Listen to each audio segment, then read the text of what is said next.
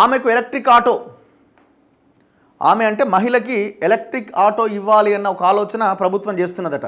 మహిళల ఆర్థిక స్వావలంబనకు కొత్త పథకం పైన ప్రభుత్వం దృష్టి, వాహన ఖర్చు కొంత భరించే ఆలోచన.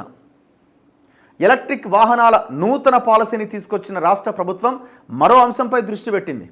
ఒకవైపు కాలుష్యాలను నియంత్రించే ఈవీల వాడకాన్ని అంటే ఎలక్ట్రిక్ వెహికల్స్ వాడకాన్ని ప్రోత్సహిస్తూనే మరోవైపు మహిళల ఆర్థిక స్వావలంబనకు సహకరించాలని భావిస్తోంది. ఇందులో భాగంగా ఎలక్ట్రిక్ ఆటోల్ని కొనుగోలు చేసి డ్రైవింగ్ చేసే మహిళలకు ఆర్థిక సహకారాన్ని అందించే అంశాన్ని కూడా పరిశీలిస్తోంది. ఈ మేరకు స్త్రీ శిశు సంక్షేమ శాఖ ఓ కొత్త పథకం రూపకల్పనపైన దృష్టి సారించిందట. అసలు ఎంతమంది ఉంటారు ఈ ఆటోలు నడిపే మహిళలు? చాలా చాలా చాలా చాలా తక్కువ మంది, ఎక్కడో ఒక దగ్గర కనిపిస్తూ ఉంటారు మనకి. ఎంతమంది ఉన్నారు? మహిళలకు ఆటో డ్రైవింగ్ నేర్పించే ఒక సంస్థ ఆ శాఖ అధికారులను ఇటీవల కలిసింది.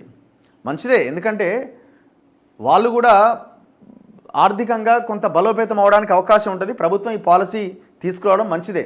అయితే ఆటో కొనుగోలుకు అయ్యే ఖర్చులో కొంత మొత్తాన్ని భరించే ప్రతిపాదనను రాష్ట్ర సర్కారు పరిశీలిస్తున్నట్టు సమాచారం. ఈ విషయం ముఖ్యమంత్రి దృష్టికి తీసుకెళ్లగా సానుకూలంగా స్పందించినట్టు తెలిసింది. సాధారణంగా ఆటో డ్రైవింగ్ కొంత కష్టంగా ఉంటుంది, అందుకే ఈ రంగంలో మహిళా డ్రైవర్లు అరుదుగా కనిపిస్తూ ఉంటారు. కొంతకాలంగా ఈవీల ఉత్పత్తి పెరుగుతోంది. జహీరాబాద్లో ఎలక్ట్రిక్ ఆటోల ప్లాంట్ ఒకటి ఉన్నది. డీజిల్ సిఎన్జితో నడిచే ఆటోలతో పోలిస్తే ఎలక్ట్రిక్ ఆటోలను నడపడం చాలా తేలిక. దీంతో ఆ కంపెనీ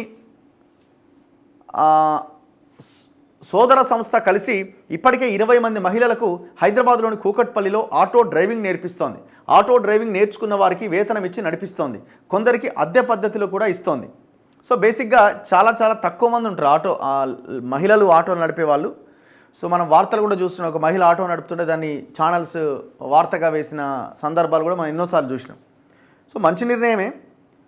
ఒకవైపున పొల్యూషన్ తగ్గించడానికి అవకాశం ఉంటుంది, అండ్ మహిళలు వాళ్ళ కాళ్ళ మీద వాళ్ళు నిలబడి కుటుంబాన్ని ఇంకా ముందుకు తీసుకెళ్ళడానికి అవకాశాలు ఏర్పడతాయి.